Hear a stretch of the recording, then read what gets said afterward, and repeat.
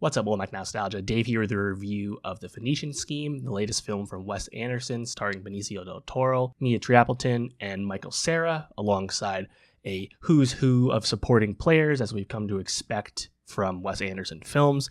This is Wes's third film of the 2020s, following The French Dispatch and Asteroid City from 2 years ago. The film premiered back at Cannes earlier this year and is now slowly expanding into semi-wide release from Focus Features. The Phoenician Scheme is my favorite Wes Anderson film of the 2020s. I think this is a deeply emotional film that has everything you come to expect from Wes Anderson. Great performances, stacked ensemble casts, impeccable, detailed dollhouse-style cinematography, production design, camera framing. All of those trademarks of Wes Anderson are here, of course. Storytelling-wise, it's a lot more straightforward from the plot perspective than we've come to expect recently. That being said, it's still a very busy plot, perhaps a bit too much going on. Story-wise, though, the Benicio del Toro character, Corda, and his relationship with his estranged daughter, played by Mia Triapleton, is very impressive, and I think the journey those characters go on and what the movie is trying to say about being a parent, loneliness, reconnecting with people, whether they're your family or other people you know, it's a lot more of a pointed message than some of his other films that felt a bit more,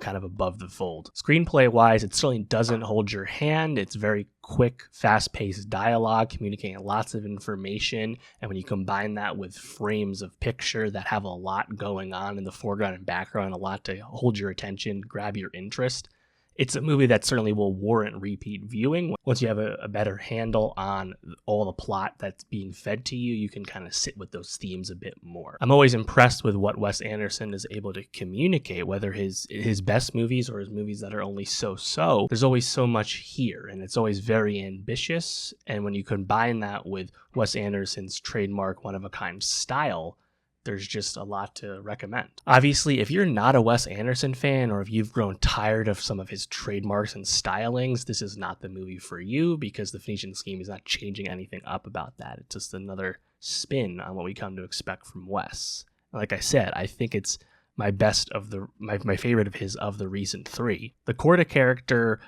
I think, is an amazing performance from Benicio. He has to carry so much of the movie as this kind of titan of industry business tycoon surviving assassination attempts. And, he has these grand plans and ambitions, and you contrast that with his desire to make his estranged daughter, Lysol, this aspiring nun, make him her heir, even though he has a bunch of other sons that he's closer with already. And I think Mia Triapleton does such a great job playing off of him. I really was unfamiliar with her work to this point, but I thought she was like the revelation of the movie. Michael Cera is also great as Bjorn, this person who's hired in the stead of Corda. And Cera, somehow, this is his first Wes Anderson role, but he's right at home with this material. I was actually kind of shocked that I realized he hadn't been in a Wes movie before. I think he does a great job. Of the supporting players, there's a ton.